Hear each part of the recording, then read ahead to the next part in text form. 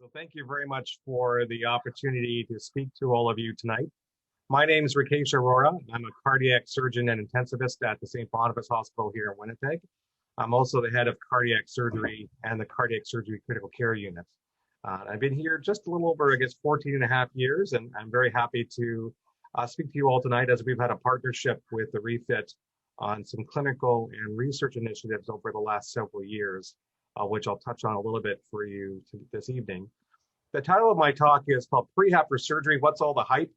And I hope that title becomes a bit more evident as time goes on for this session as we go through it.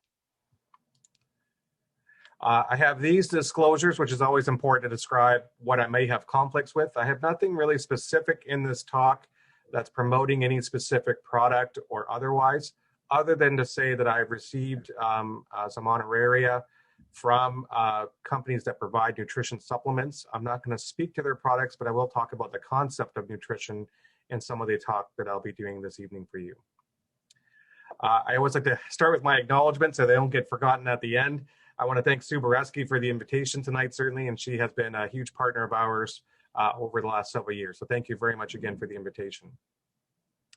I will also disclose that while I'll talk about issues pertaining to the older adult, excuse me, I'm not a proper geriatrician or an expert in this area, but I will say I'm a strong enthusiast. I do have several team members I've had the opportunity to work with over the last several years who are proper experts in older adults. Hashtag geriatricians are cool. I've had some really great mentors and partners, both the clinical and research world, that have done a great deal of service to both my own education and research in this area, as well as to our patients, of whom we've been able to develop processes to help them get through the stress of surgery that I'll go into a bit more this evening as well. I've had a number of opportunities to work with research students, many of whom have gone on to do medical careers or other areas related to medicine, again, related to this field, which I'm very honored to have been part of their journey. This is our cardiac surgery team. Again, these are people I get to work with on a daily basis, and it's really lovely to work with a group of people who are genuinely interested to do the right thing by our patients every day. So I want to give them credit. So a number of the processes that we've implemented that we'll talk a little bit about this evening, they've been instrumental in helping us get through that through our patients as well. So again, huge credit and a shout out to our cardiac surgery team. I will focus a little bit more on cardiac surgery since the world I've lived in for the last 2.5 decades, but I will try to round this out to be a much more general concepts that pertains to anyone going through surgery or a major stressor in healthcare in general. So it's sort of applicable to everybody that may be attending this evening. I like to always also start with perhaps the most important slide of why this topic is relevant for our patients. As our patients get older and sicker, we've been lamenting this probably for the past 2 or 3 decades, but I think this is now in our backyard, where the average age of Canadians is 65 or older, is increasing at a higher rate than those people under the age of 5, really for the first time in recorded history. So we will only be dealing with older patients with lots of medical problems as time goes on. So there are 3 issues that occur for a patient undergoing any stress or event. In this case, I'm going to talk about surgery. There's some baseline vulnerability for patients as they go through any sort of illness, be it due to their age, their underlying health status, or their mental abilities, and so forth. All those kind of culminate into a concept called frailty, which I'll expand upon a little bit later on. And that's really part of the first strike of this first 3-strike model, if you will. The second one is they have some sort of stressor. Again, I'm going to talk about surgical issues today, but if someone came in with a heart attack, or if you had a COVID illness or something else where you have a large stress on your body, that's sort of the second strike that happens to anybody. And there will be some drop in function around those sort of acute stressing events for anybody. Afterwards, the care that we provide in the hospital, in this case, or in the community for some of you, there are things that we can do that can both help or perhaps hinder your recovery from this stressor event. If we don't do this in a comprehensive way that really addresses all the needs of the older adult in particular, it can lead to a 3rd strike that leads to poor outcomes after their particular illness. And I'll expand upon that a bit as we go along as well. The overall concept that I'm going to address today, a portion of it, is called Enhancing Recovery After Surgery, or ERAS. This has been around probably for the better part of 2 decades in the surgical world, though that in the grand scheme of medicine is really just a blink in how we've addressed sort of multiple issues pertaining to the older adult undergoing surgery. And where we have focused primarily on what happens in the operating room and perhaps on the ward thereafterwards, it's really looking at the entire patient's journey from the beginning when they first enter the clinic to when they go home, to 30 days or 90 days or longer after their surgery, of how we care for those patients to ensure they have the right sort of recovery to get back to what people want to do as quickly as possible. And so the way we have been doing surgery for the past 150 years really hasn't evolved really until the past 2 decades. And as I've said, we're dealing with now older and sicker patients who have less reserve for things not to go well, and I'll talk more about that. So we need a more comprehensive plan of how we address these issues in patients who have some degree of vulnerabilities. And if we were to keep doing the same thing over and over again, we're likely not met with any more success than perhaps we've had recently. What I don't want this is to be a very medical talk in many ways, where we're going to give you a bunch of data and show you a bunch of slides that probably mean nothing to any of you. Suffice to say that I'll kind of chunk this up into 4 basic categories. I'll provide a little case example to just frame the concepts that we'll talk about this evening, why this is important, what this means to our patients, and how we can address this as a healthcare system to hopefully get people through this journey a bit more smoothly. There are lots of data out there that I'll talk about gross terms. And again, if anyone's interested, I'm happy to provide these references for you. But these ones pertain to what happens to cardiac surgery. And I'll focus a little bit on that. But no, there's been a lot of work done by various societies for gynecology, cancer surgery, plastic surgery, and so forth that have guidelines that are very similar. So I'll be talking a little bit about concepts that are really common to all surgical patients, though there's a little bit of apples and oranges perhaps, because there are some things that are a bit unique for the cardiac surgery patient. Okay, let's start with a case example. We'll have a 74-year-old gentleman who's coming in for surgery evaluation for a cancer that he has in his colon. During his workup by his surgeon and the anesthesiologist, they determine he's got a heart murmur. So they send him for the appropriate testing. It turns out he's got a narrowing of his aortic valve, which is the valve that lets blood eject from the major pumping chamber of your heart. It's tight enough where he couldn't safely undergo his colon surgery without having that fixed first. As we dive into his symptoms a bit more, it's clear that he's got some signs of heart failure, characterized by having some fluid overload. He's got a cough. He's not sleeping well at night because he wakes up short of breath. That has been progressive over the several months leading up to his surgery. So he's referred to us on the cardiac surgery side first for evaluation. We determine he needs to have a heart operation. When he comes in for the week prior to surgery, something we call the pre-admission clinic, it's clear that he doesn't have a full understanding of what's going on, perhaps. That he's coming in, the nurse is asking him, why are you here today, as we ask all of our patients when they come through. And he's saying, well, I don't know, I'm coming in for a check for my heart, and he wasn't really quite clear. So it took some re-explanation again of what the options were for his particular surgery and why we were proceeding. He undergoes surgery, but before we do that, we have a risk evaluation tool. So in cardiac surgery, we've got this tool called the Euroscore, and there are a number of different scoring tools we can use to really evaluate someone's risk going through for surgery. So when we plug all his factors into this calculator, he's still deemed to be a low-risk patient. And I'll explain why the problem of this sort of scoring system is in the current era of surgery, where it probably doesn't give us all the information that we probably need to know about this patient. So after surgery, he comes to the ICU, and all our patients after heart surgery come to the ICU afterwards. And it's clear that he's not doing well because his brain is very confused. He has something called delirium. And he wakes up and he pulls out his breathing tube and is thrashing around on the bed, where we're concerned that he may have had a stroke. We sent him to the CT scanner. He doesn't have a stroke, but continues to be confused to the point where he's becoming unsafe. He gets on some medication for sedation. He unfortunately gets too sleepy, has a breathing tube put back in again, and then has a host of complications that happen there afterwards. Because he was relatively deconditioned or didn't have a lot of reserve or had high levels of frailty, and again, I'll expand upon this in a little bit, he has a very complicated long road after his surgery where it took him a while to get to the point where he was able to go home after his big operation. Unfortunately, he lives alone, so going back to his own home wasn't possible. So he had to be admitted to a long-term care facility. So this was a patient who came in for really a non-emergent operation, had significant cardiac disease as well, and needing a cancer operation, but unfortunately did not have a good outcome after the surgery. And you really have to wonder, did we win in this case? And I would suggest to you that we didn't. And probably looking how we could have treated this patient differently going through the system was important.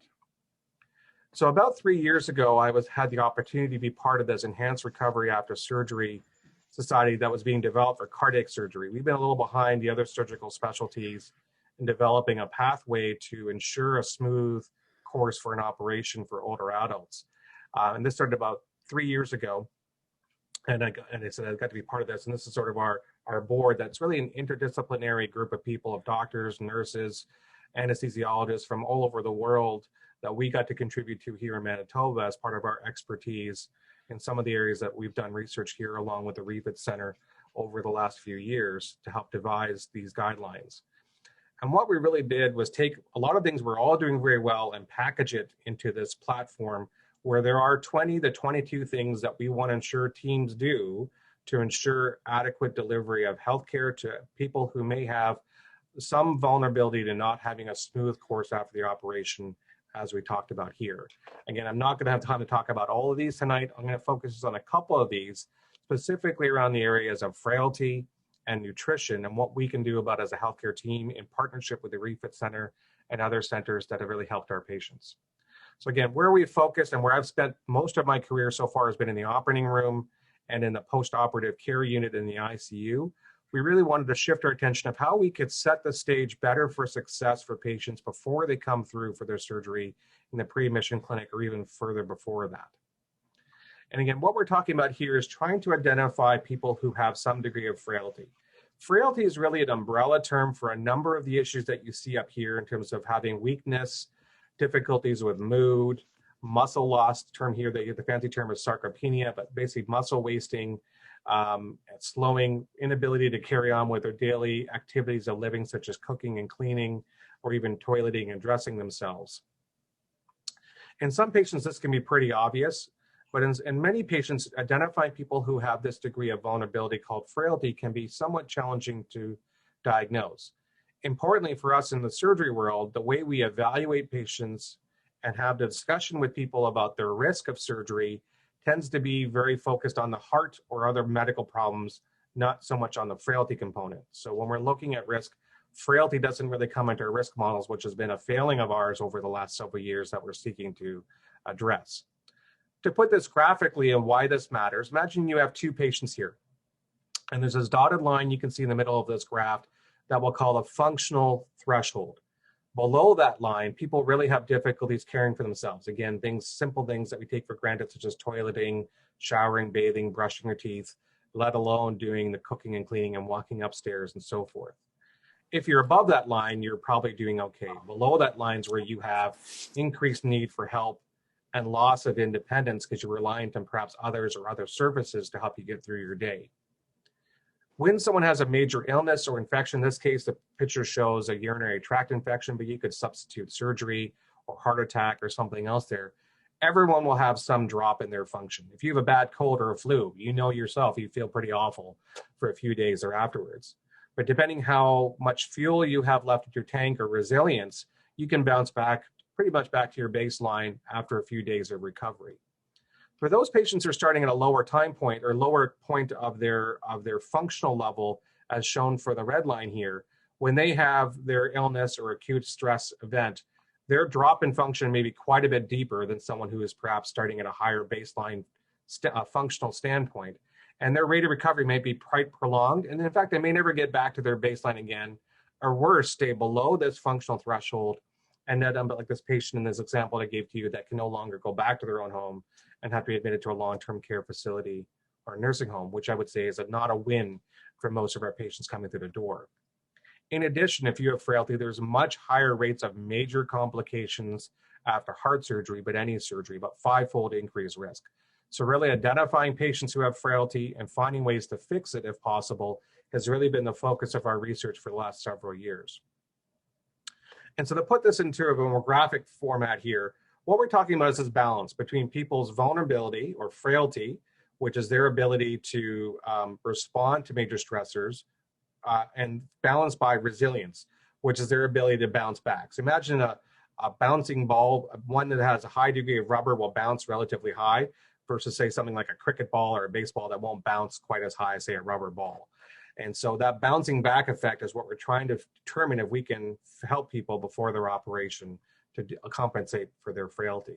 And then the way to look at this is that we want to find people who have aged successfully, perhaps those who may not have aged successfully. And so this picture is pretty dramatic. You can see those people walking and so forth are obviously more fit than those sitting with a walker or in a wheelchair or worse in a bed. But in most cases, when people come through the door, it's not that obvious. And so when we see them in clinic, we need to be a little bit more detail oriented in how we're evaluating patients. And to put this in again in a way of analogy, I'll use a car analogy here.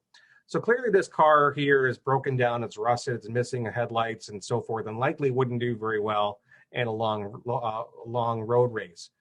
But in most cases, people don't look broken down like this car. They come in relatively functional. They may be slightly different vintages, they might be slightly different colors, if you will, but by and large from the outside, an older car looks like an older car. And there's not much difference to distinguish them two. However, if you were to look inside that car and look at their fuel gauge, a car that has a full tank of gas versus one that has a relatively empty tank of gas will obviously perform very different in a road race. So one going through a major stress like surgery, someone with a full tank is more likely to bounce back quicker than someone that's near the end of their fuel tank, than which that drop in function may stay below that functional threshold I spoke of just a few moments ago. So again, we're talking about frailty, and really frailty, when we focus on the physical component, which I'm going to talk a little bit about today, really encompasses everything about the person. So both their medical problems or the biology of the patient, but also their social support. So if they live alone, if they have any substance issues, socioeconomic disparities or financial issues, and also things such as their cognition. So if any signs of memory issues or previous strokes, so those are things that can affect how someone may recover after surgery, certainly form out this whole Venn diagram that you can see for you there that forms all the various components of frailty. There are a number of scoring tools out there that a team can use. However, it is difficult to implement many of them. But if one does look for frailty in any one of a number of different ways, you can see that about 50% of our patients can be deemed frail coming through the door for cardiac surgery. Probably a little less for some of the other surgical specialties, probably about the same for those coming through for orthopedics. If someone's frail, you have a much likely chance of not having a good outcome after surgery called functional survival. So this term is broadly categorized someone who survives their operation but is not able to go back to their own home, much like the case example I gave to you earlier. That'd be someone with a poor functional survival. Importantly though, when we look at all the features that are associated with this, there are things such as weight loss and weak grip strength and other things that are related to muscle or nutrition that therefore allows us a target that we can help patients with to help refuel the fuel tank before their operation. Again, for those who are in the medical world, there are now simplified tools that we've developed. I have no financial interest in this particular tool, but I did work with Jonathan Affolalo, who's a cardiologist in Montreal, develop a simple way that we can use a phone app now to help evaluate patients' degree of frailty while they're in a clinic in a relatively rapid fashion. So there are newer tools to help teams look for this better in our patients before the operation. Okay, so that's all lovely. Now, what can you do about it? And that's really the question. In other words, can you do something that's a prevention measure to help defrail or make people more resilient before their operation? And in most cases, when you're going through for a non-emergent or an elective operation, there are opportunities for us as the healthcare team to provide some input to see if we can make them more fit before surgery. And so again, when we talk about the cardiac surgery patient, what typically happens is you have some degree of baseline frailty or vulnerability. Sorry, let me go back one. They have the heart disease, and then what usually happens, they're put on a waiting list. And that waiting list can be anywhere from 2 weeks to 12 weeks, depending where we are and whether we're dealing with the COVID pandemic and so forth. What typically happens is that people don't know what to do while waiting for surgery and then end up waiting around in fear. Or worse, they may be told by some of their doctors, well, don't do anything, just wait till you have your heart surgery. And we've learned now that's probably not the best treatment. And we actually have ways of engaging patients before their operation to provide an exercise program that's safe for them before they undergo the stress of surgery and hopefully not have a prolonged issue afterwards. This concept of new prehabilitation. So many of people after heart surgery will go to the Reh-Fit Center for rehabilitation after their surgery. We've been looking to provide that same program in a modified way before their operation to see if we can refill that fuel tank to make them more resilient. And it's really a combination of exercise, which you probably focus on in the Reh-Fit mostly, but we'll talk a little bit more about nutrition to some degree, but also looking at the mindfulness and self-compassion issues that many patients struggle with before the operation. That forms part of our research projects as well that we have going on right now. To show this though, in a graphic format, you can see there are various levels of frailty a patient can have coming through the door that are influenced by genetic factors, age, your other medical problems, life stressors, etc., that can be in this continuum of mildly frail to being very severely frail. Again, using the same concept that I showed earlier, where we have this dotted line of a functional threshold below which you have difficulties getting back to your baseline function. Many patients start at the same level. The purple line would show someone here who has a predictable drop with some degree of vulnerability or frailty when they go below this functional threshold, again, due to the stress of surgery.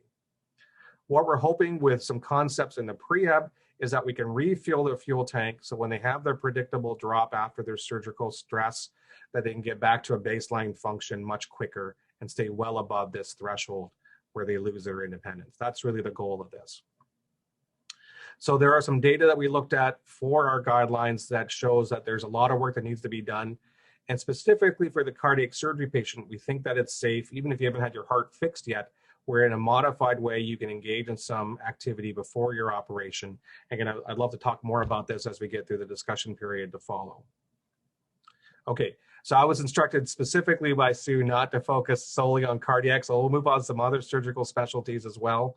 And so we look at patients who are undergoing, say, cancer surgery.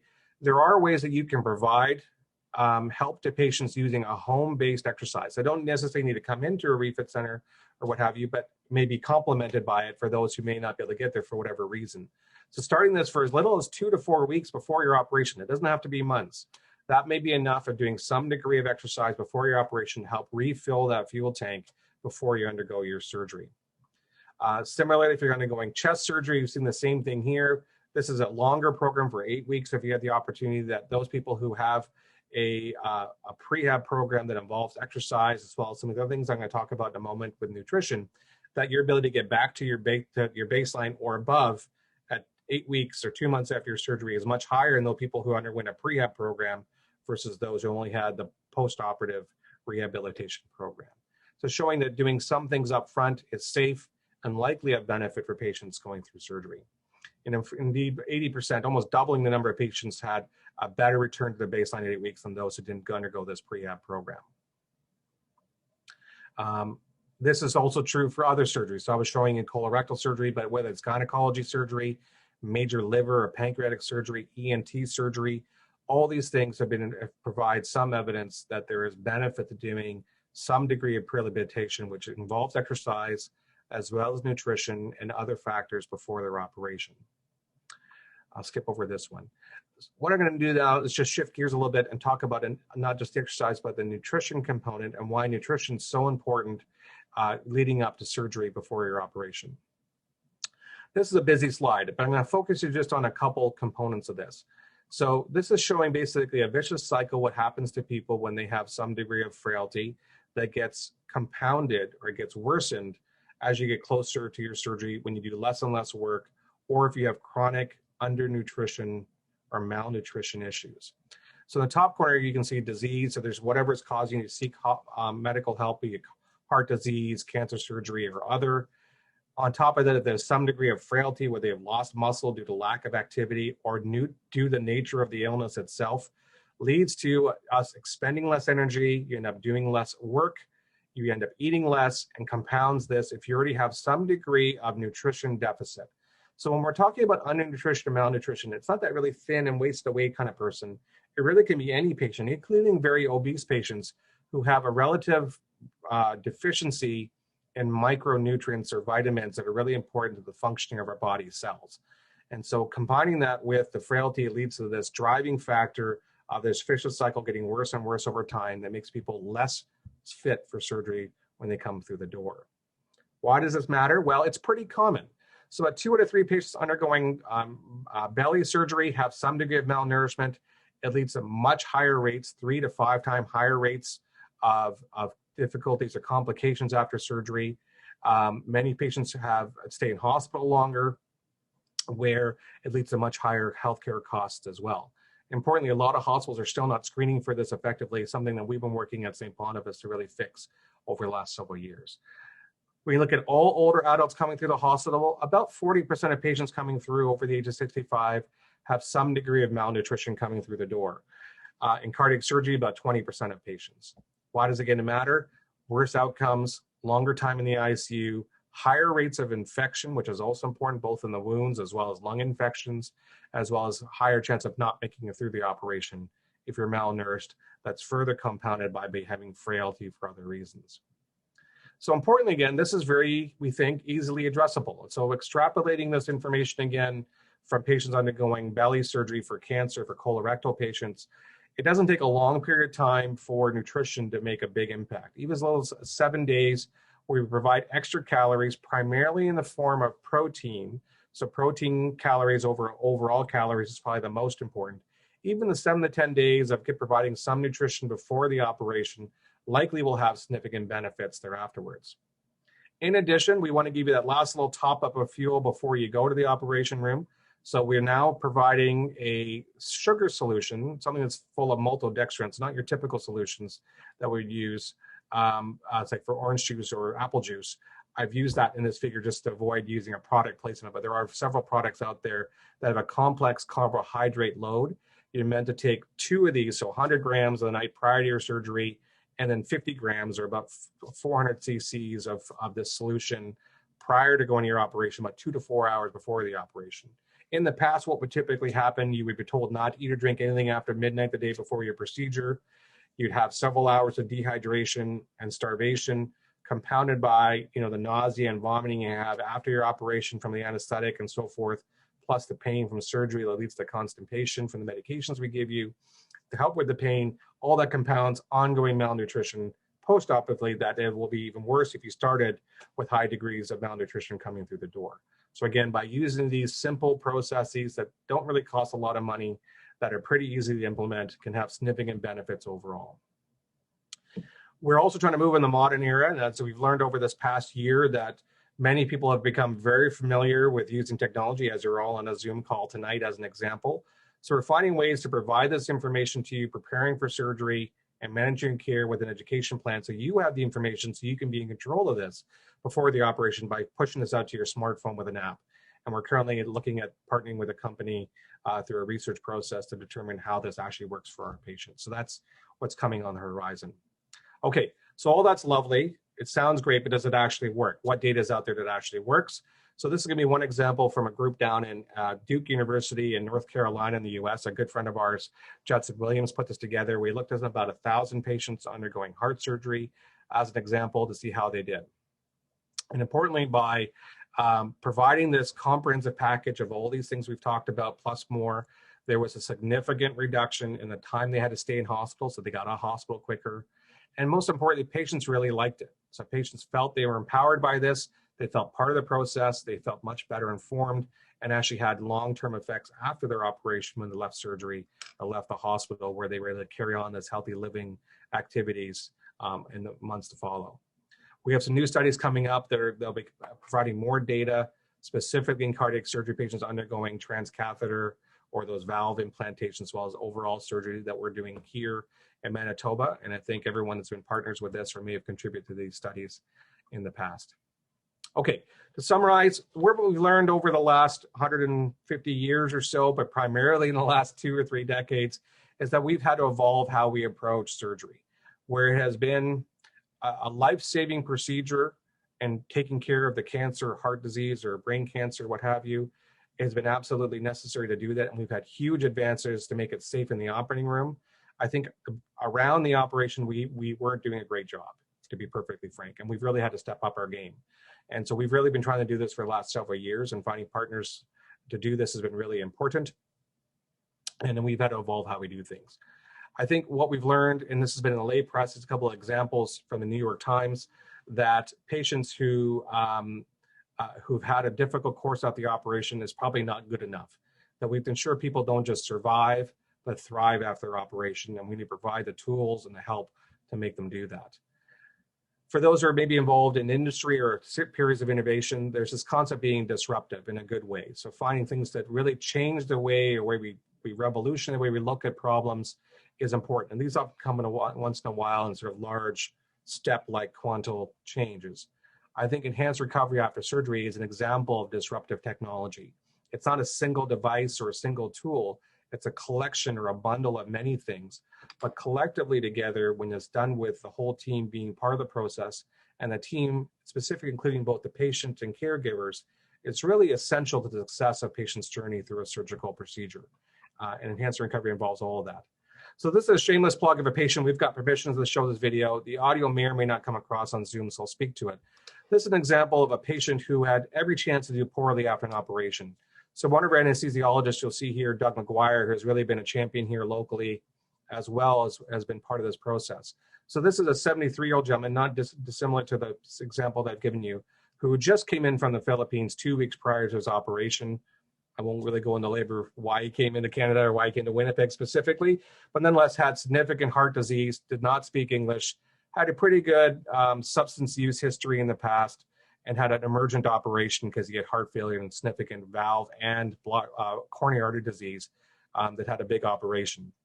So this is a video of him coming out of the operating room, where by modifying our techniques both before the operation and in the operating room, he was extubated, had the breathing tube taken out while in the operating room, and brought into the ICU, fully awake, wearing his glasses, able to converse with us in the ICU. So this is just showing a video of him doing it. So this is Doug basically showing off. He gave him a newspaper to show that he's able to focus and pay attention, that he's not in pain, and he's able to, again, enhance his recovery after a surgical operation. Now, for those of you who are astute in the audience to say, well, I've told you he just came from the Philippines and doesn't speak English, and I've given him a newspaper, and I don't know that he can read English, so maybe I can provide a different example to show that what we're showing is legit. So we gave him an iPad. He hadn't really used an iPad before. We had him playing solitaire here, to see if he could use some of the higher order brain function to actually focus, again, not being in pain. And this is him just coming in the operating room literally 5 minutes before having a large operation. I've never played solitaire in my life. I don't even know the objective. Okay, you're making some good moves there. Okay, so you get the idea. So I think when we're dealing with older and sicker patients and more complex healthcare systems and this current issue of the pandemic and everything else, we can see these difficulties as barriers. And I think what we've chosen to do before, and certainly now, is look at these changes that we've had to adopt as opportunities to improve care. So by providing information electronically, finding ways to gauge in patients to optimize them for the surgery is really important. This is actually our first virtual meeting we're going to do on enhanced recovery coming up. So again, taking advantage of the current crisis where people can't travel, we're doing an international meeting, partly led out of us here in Winnipeg, plus some collaborators in the US and so forth that we'll be doing virtually from Houston in a couple months' time. So with that, I always like to show the gratuitous pictures of my kids, and thank you very much for the opportunity to speak to you today, and I'm very happy to take any questions that you may have. Thanks very much, Dr. Arora. That was a great presentation. Again, I'll just remind anybody, if you do have any questions, you can put them in the chat box. I do have a comment. I thought the video was really interesting. Just the one thing that I observed more than anything is that he was raising his arms above his head. Yeah. And that's something that I know that a lot of patients that I've dealt with over the years, that's where they struggle, right? That chest pain, especially so fresh out of the operating room. So that was quite amazing to watch that. Yeah, the process that we've involved is really trying to avoid using opioids, so high, like morphine-like drugs, and using other techniques that include local anesthetic in the area of the wound, the way that we give an anesthetic in the operating room, where the focus of our anesthesiologists, which is very different than many centers in the world, is that we treat everyone like they're having a gallbladder operation, which is usually a much smaller operation than a heart surgery, generally speaking. But if people come in without difficulties with their breathing and they've had a really good operation, and we have excellent surgeons here, they should be able to proceed like they've had a minor operation from a breathing standpoint. So that's how they focus it. Yeah. And then we try to provide appropriate pain control around the course there, so they can be more interactive and talk to us so we can help them through the first phase of their surgery. Are you finding length of stay dramatically changing with those patients? So in general, yes. The difficulty is that in Manitoba, we have this tyranny at distance. So one center for a very large province. So part of the difficulty is we tend to ensure people with our physiotherapists and occupational therapists on the ward that people are really ready to go home. And so that often takes a day or two, where elsewhere they may just send them home and hopefully have some opportunity to be re-seen relatively soon after the operation. So we tend to err on the side of caution. But in general, our time in the ICU is less, and the amount of narcotics they require after the operation is quite a bit less as well, which is probably as important as anything else. Overall length of stay has been improved, but not as dramatically as I would have hoped to have seen so far. Yeah. Yeah. Well, that's great. There's just one comment, and then I think we can echo it. It's excellent presentation. That's from Jerry. So thanks. Jerry. We ran a little bit over, but it was well worth it. Lots of good information. And I know you've got back-to-back meetings, you said. So I will be respectful of everybody's time, especially yours. We'll give everybody maybe a minute or two. If you don't have any other questions that pop up, I'm sure you can contact myself with the Reh-Fit or the Reh-Fit website, and we can relay them back to Dr. Arora if need be. So other than that, what I'm going to do is sign off for tonight. And once again, thank you. And thank you everybody for joining in. It was a great presentation and we had a great audience. So thanks everybody. And we'll see you on Thursday for our next Fit Talk. Thanks so much.